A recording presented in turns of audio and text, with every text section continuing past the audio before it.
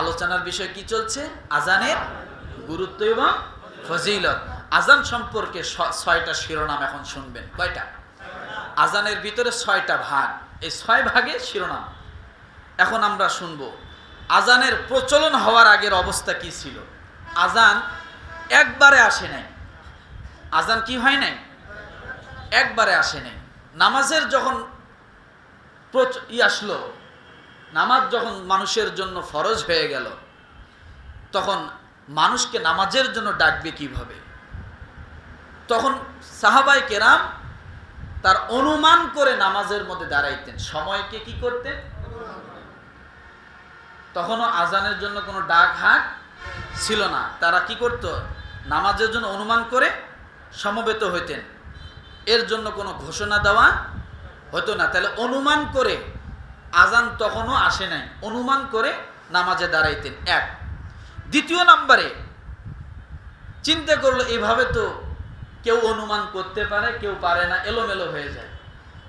তখন সকলে বলা বলি করলো যে কিছু একটা করা দরকার, নামাজের সময়টাকে নির্দিষ্টভাবে সবাই যেন জানতে পারে যে এখন নামাজের সময় হয়েছে। কথা ঠিক না? তখন কি বলতেছে? কিছু সাহাবীরা বলতেছে যে নাসারাদের ন্যায় নাকুস বাজানো হোক। কি বাজানো হোক? অর্থাৎ ঘন্টা বাজানো হোক। তখন ঘন্টা বাজানো শুরু হয়ে গেল। নামাজের ওয়াক্ত হয়, ঘন্টা বাজানো শুরু হয়ে গেল। কিন্তু এই ঘন্টাটা ইহুদি নাসরারা বাজাইতো।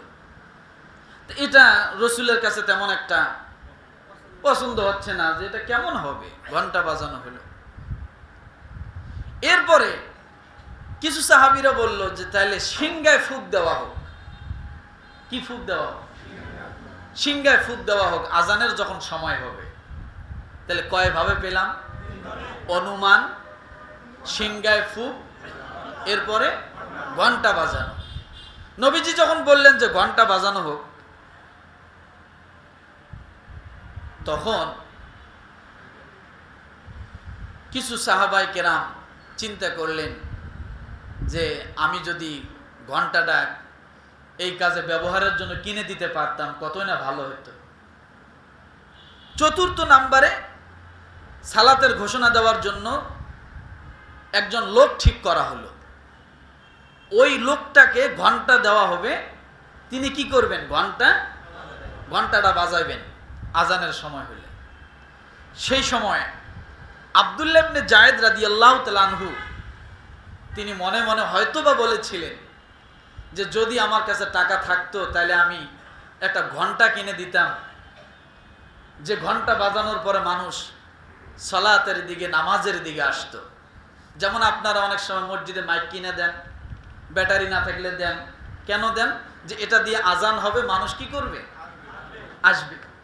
তো এই আব্দুল্লাহ ইবনে জায়েদ রাদিয়াল্লাহু তাআলা আনহু তিনি হয়তোবা মনের ভিতরে এরকম একটা আশা পোষণ করছেন যে আমি যদি একটা ঘন্টা কিনে দিতে পারতাম। ওই সময় উনি ঘুমন্ত অবস্থা স্বপ্ন দেখেন, ওনার পাশ দিয়ে এক লোক ঘন্টা বাজাইতে বাজাইতে যাচ্ছে। সুবহানাল্লাহ বলে। আসতে হলো না? কোথায় দেখে? স্বপ্নে দেখে ঘন্টা বাজাইতে বাজাইতে যাচ্ছে। উনি ওই লোকটাকে ডাক দিছে, ভাই এদিকে আস, আমি তো এই জিনিসটাই খুঁজতেছি, তুমি কি এটা বিক্রি করবা? এটা আমি কিনে দিতাম, সালাতের ডাকে মানুষের জন্য উপকার হতো। তখন উনি আবার বলতেছে, তুমি এটা কি করবা? সালাতের জন্য ঘন্টা বাজাবা? বলে হ্যাঁ। তখন উনি আবার বলতেছে, এর থেকে যদি উত্তম কিছু আমি তোমাকে শিখাই দেই। আসতে বলেন, আরো জোরে বলেন। ঘন্টার চেয়ে উত্তম কিছু যদি আমি তোমাকে শিখাই দেই। তখন আব্দুল্লাহ ইবনে জায়েদ রাদিয়াল্লাহু তাআলা তিনি আশ্চর্য হয়ে গেলেন, কি শিখাই দেব? তখন এই আজানের ধ্বনি শুরু হয়ে গেল, আল্লাহু আকবার, আল্লাহু আকবার, আল্লাহু আকবার, আল্লাহু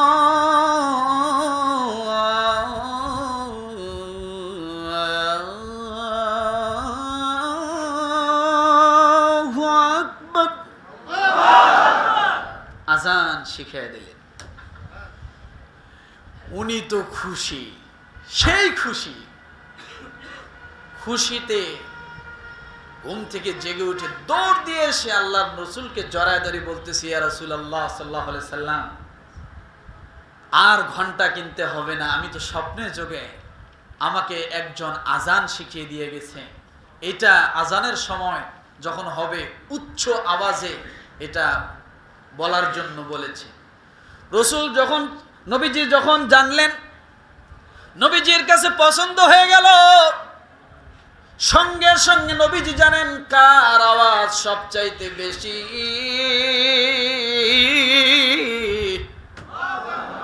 কার জবানের আওয়াজ আমার আল্লাহর কাছে বেশি। নবীজি তখন আবু বকর রাদিয়াল্লাহু আনহুর দিকে তাকালেন না, ওমর রাদিয়াল্লাহু তাআলা আনহুর দিকে তাকাইলেন না। তখন নবীজি ডাক দিয়ে বললেন, বেলাল কোথায়? বেলাল কোথায়? বেলাল কোথায়? যে বেলালের জিহ্বায় পেরাক মারার পরও বেলালের জবান থেকে আহাদ হাত শব্দটা বন্ধ করতে পারে নাই, ওই বেলালের সঙ্গে আমার আল্লাহর কানেকশন রয়েছে। যেহেতু আজানের শুরুতে আল্লাহু আকবার আছে, তাহলে এই আজান দেওয়ার দায়িত্ব আমি নবী বেলালকে দিয়ে দিলাম। হযরতে বেলাল রাদিয়াল্লাহু তাআলা আনহু আজান দিচ্ছেন একটু উঁচে উঠে জোরে। বেলাল রাদিয়াল্লাহু তাআলা আনহুর আজান শুনেছে হযরত উমর রাদিয়াল্লাহু তাআলা আনহু শোয়া অবস্থায় ছিলেন। বেলালের কণ্ঠে যখন এই আজান শুনলেন, হযরত উমর রাদিয়াল্লাহু তাআলা আনহু একদিকে কাপড় পরে আর একদিকে দৌড়ায়, একদিকে কাপড় টান দেয়, শরীরের দিকে কাপড় টান দেয় আর দৌড়ায় মসজিদের দিকে। জিজ্ঞাসা করে, ভাই উমর, তুমি কেন এমন করে দৌড়াচ্ছ? বলে, এ কোন শব্দ আমি শুনলাম? আমি ঘুমান্ত অবস্থায় নবীজি আজকে বেলাল যে শব্দগুলো ব্যবহার করেছে, আমিও উমর সেই শব্দগুলো ঘুমান্ত অবস্থায় স্বপ্নে শুনেছি। আরো জোরে বলেন। বেলাল যে শব্দ ব্যবহার করেছে, আমি উমর শুয়ে শুয়ে স্বপ্ন যোগে একই শব্দ শুনেছি, কিন্তু আপনার কাছে আসতে দেরি হয়েছে। তার আগে বেলাল কেমন করে শব্দগুলো পাইল? নবীজি বলে, জায়েদ এই শব্দগুলো দিয়েছে, এই জন্য বেলালকে মুয়াজ্জিন হিসেবে নিযুক্ত করে দিয়েছি। একই শব্দ আব্দুল্লাহ ইবনে জায়েদ রাদিয়াল্লাহু তাআলা তিনিও দেখেছেন, আবার একই শব্দ উমর রাদিয়াল্লাহু তাআলা তিনিও স্বপ্নে শুনেছেন। সুবহানাল্লাহ। এই যে আজান প্রচলন হয়ে গেল, আজানের সূচনা এইভাবেই শুরু হয়ে গেল। এরপরে তৃতীয় নম্বরে আজানের ফজিলত। আল্লাহর নবী সাল্লাল্লাহু আলাইহি ওয়াসাল্লাম বলেন, আমার উম্মতের মধ্যে মানুষগুলো যদি জানতো আজান দেওয়ার কত ফজিলত, তাহলে মানুষগুলা লটারি করত। আল্লাহ নিজে বলেছেন, ওমান আহসানু কাওলাম মিম্মান দাআ ইলাল্লাহ। ওই ব্যক্তির কথার চেয়ে উত্তম কথা কার হইতে পারে? যার জবান দিয়ে আমি আল্লাহর দিকে মানুষকে ডাকে। এটা এক নাম্বার ফজিলত। তার মানে ওই জবানটা সবচাইতে বড় পবিত্র, যার জবান দিয়ে আজান দেওয়া হয়, যার জবানিতে আল্লাহর দিকে মানুষকে ডাকা হয়, ওই জবানটা অনেক পবিত্র। এক নাম্বার ফজিলত। দ্বিতীয় নাম্বার ফজিলত হলো, নবীজি বলেছেন, আমার উম্মতেরা যদি জানতো আজান দেওয়ার মাঝে কি ফজিলত নিহিত রয়েছে, তাইলে আমার উম্মতের লটারি করত আজান দেওয়ার জন্য। কি করত? কি করত? লটারি করত আজান দেওয়ার জন্য, যে আজানের মধ্যে এত ফজিলত এবং কল্যাণ রয়েছে। তৃতীয় নাম্বারে কিয়ামতের দিন যিনি আজান দেন তার গর্দান কি হবে? জোরে বলেন। তার গর্দান উঁচু হবে। মুফাসসিরিন কিরাম বলেন, এই গর্দান উঁচু হওয়ার মানেটা কি, ব্যাখ্যাটা কি? কারণ যে ছাত্র পরীক্ষা দেয়, ভালো রেজাল্ট করে, তার ভালো ফলাফলের মধ্যে একটা বড় আশা থাকে।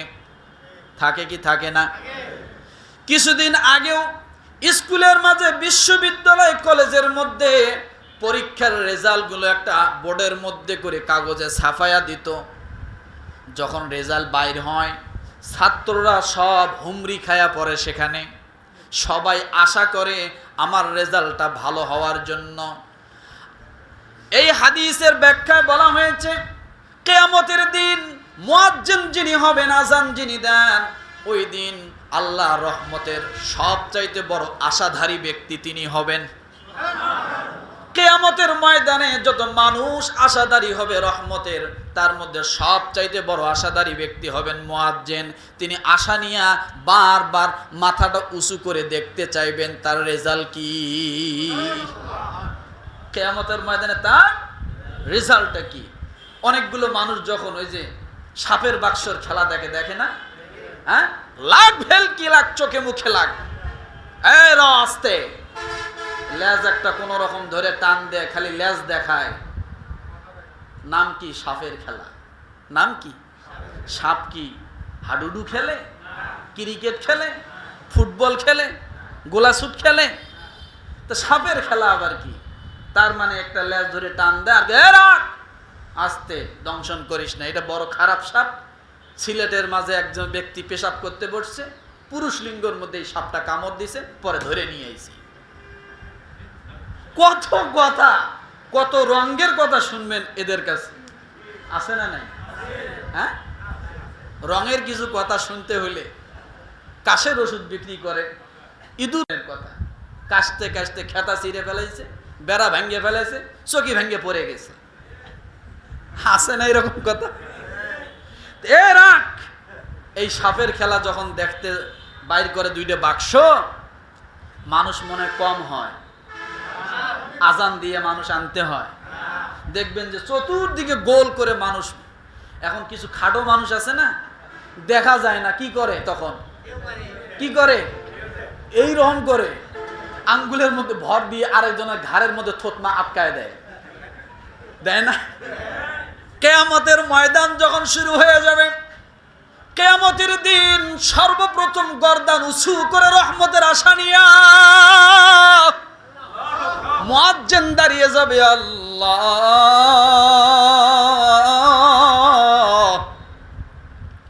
আমি তোমার দিকে মানুষকে আহ্বান করেছি, আজকে আমার জন্য নাজাতের একটা আশা করতেছি। এই জন্য আল্লাহ তাআলা তার গর্দানটা উঁচু করে দিবেন, সম্মানের দিকেও সব দিকেও। একটা আসন দিবেন, নূরের টুপি পরানো থাকবে, পুরা শরীরের দিক থেকে নূর চমকাতে থাকবে। যে চমকানো দেখে দেখে অন্য অন্য নবীরাও ঈর্ষা করতে থাকবে। এরা কারা? বলে এরা আখির নবীর উম্মতের মুয়াজ্জিন ছিল। মনের মধ্যে একটু আশা নেন, মাঝে মাঝে সময় সুযোগ পাইলে, গ্যাপ পাইলে, যাদের সহি শুদ্ধ আছে আজান দিবেন, আর যাদের সহি শুদ্ধ নাই আজানটা কি করবেন? শুদ্ধ করে নেবেন। জীবনে কত গান শিখলেন, কত কিছু শিখলেন, কিন্তু আজানটাই পর্যন্ত শিখলেন না। ও মুসলমান, চতুর্থ নাম্বার আজানের ফজিলত হলো আজান শুনে শয়তান পলায়। কি করে? আজান শুনে শয়তান পলায়ন করে। কেন শয়তান পলায়ন করে? এই আজানের মাধ্যমে সিজদার দিকে মানুষকে আহ্বান করা হয়। আর শয়তানের সবচাইতে দুশমন হলো সিজদা। শয়তানের সবচেয়ে দুশমন কি? শয়তানের সবচাইতে বড় দুশমন হলো সিজদা। আল্লাহ তাআলা ওকে সিজদা দিতে বলেছিল, সিজদা দেয় নাই। না দেওয়ার কারণে হয়ে গেল ইবলিস শয়তান। তখন থেকে সিজদাকারীর প্রতি সে দুশমনী, আর সিজদার জন্য যে যখন ডাকা হয় ওই ডাকের শব্দের প্রতি তার দুশমনী। যার কারণে যখন আজান হয় শয়তান পলায়ন করে। আজান শেষ আবার শয়তান নিকটে আসে। ইকামত যখন হয় শয়তান তখন দূরে যায়। কিন্তু ইকামতটা শেষ হয়ে গেল রে ভাই, আপনি তো একজন মুসলমান ইমানদার, আপনি যখন নামাজের মধ্যে দাঁড়াইলেন, আল্লাহু আকবার বলে যখন নামাজে দাঁড়াইলেন, দেখবেন 20 বছর আগেরকার কথা সব মনে পড়ে যাচ্ছে। কথা বলে না? ছোটকালে কি করছিলেন, কার লেসু চুরি করে খাইছেন তাও মনে পড়ে, আছে না? না গোপনে কারে একটা সিডি লিখে দিয়েছিলেন ভালো লাগার কারণে, সেটাও মনে পড়ে গেল। ওই নামাজের ভিতরে আফসোস করে, জরি না রে তুই আমার হলি না রে, আছে না? না যত শয়তানি জিনিস সব নামাজের মধ্যে মনে পড়ে। পরে কি পড়ে না? এটার কারণ হলো শয়তান ওই যে সেজদার বিরোধিতা, দুষ্পন, এমন ভাবে আপনার মনটাকে ঘোরপাক খাওয়াচ্ছে। কয়টা সেজদা দিচ্ছেন এটাও যেন মনে থাকে না, রাকাত কয়টা বলেন সেটাও যেন মনে থাকে না, নামাজ যেন গোল্লায় যায়। নামাজ কি হয়? শূন্য গোল্লায় যেন চলে যায়। যার কারণে যত শয়তানি কথা সব নামাজের মধ্যে আসে, আর একটা জায়গায় আসে। আর একটা কোথায়? হ্যাঁ, কোন জায়গায়?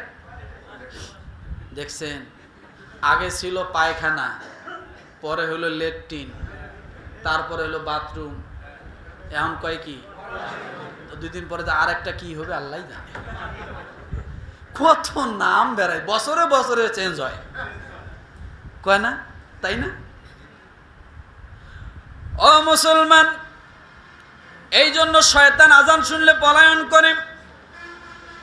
এরপরে 5 নম্বরে জিন, ইনসান এবং সকল কিছু মুয়াজ্জিনের পক্ষে কিয়ামতের দিন সাক্ষী দিবে।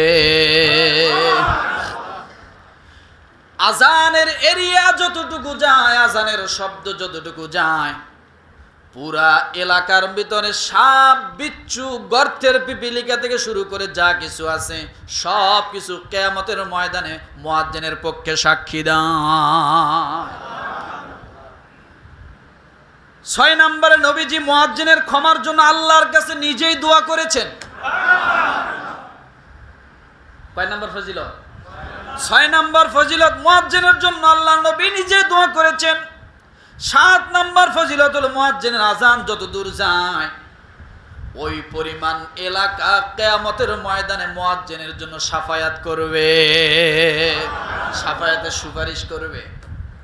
গাছ ডাক দিয়ে বলে, আল্লাহ, ওই ব্যক্তি আজান দিয়েছিল, সে আজান আমরা শুনেছি। যতদূর পর্যন্ত আজানের শব্দ যাবে, একবারে নিচ থেকে শুরু করে আসমান পর্যন্ত পুরা বরাবরটা যদি বান্দার জন্য আমল নামায় ওজন দেওয়া হয়, তারপর আজানের ওজনের পাল্লা বেশি ভারী হয়ে যায়। কি হয়ে যায়? আবু দাউদ হাদিস নাম্বার 515। ও মুসলমান, 8 নম্বর ফজিলত হলো আল্লাহ নিজেই মুয়াজ্জিনের আজানের আশ্চর্য হয়। আল্লাহ নিজে কি হয়? আপনি যখন ছোট্ট একটা বাচ্চাকে, আপনার সন্তানকে সূরা ফাতিহাটা শেখান, আর যদি আপনার বাসায় একজন হুজুর দাওয়াতে যায়, তাহলে আপনি বলেন, হুজুর আমার ছেলেটা সূরা ফাতিহা মুখস্থ করছে। কথা ঠিক কিনা? কেন বলতেছেন? আপনি বাচ্চার মুখে সূরা ফাতিহা শুনে আশ্চর্য হচ্ছেন নিজেই বাবা। কথা ঠিক কিনা? যদি আপনি গান প্রিয় হন, সন্তানকে গান শেখান, আর গানের যদি কোনো লোক পান, তাহলে তার কাছে সন্তানের ফজিলত বর্ণনা করেন।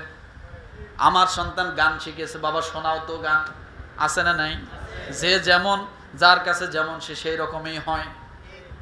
আল্লাহ তাআলা আশ্চর্যান্বিত হন মুয়াজ্জিনের কণ্ঠ থেকে যখন আজানের শব্দগুলো বাইরে হয়। আল্লাহ তাআলা ডাক দিয়ে বলে, হাবিব, আপনি জানায়া দেন, যে ব্যক্তি 10 নম্বরে ফজিলত, যে ব্যক্তি 12 বছর আজানের মধ্যে নিয়োগ থাকবে, আজান দিবে, আমি আল্লাহ তার জীবনের সব গুনাহগুলো মাফ করে দিয়ে জান্নাত তার জন্য বরাদ্দ করে দেব।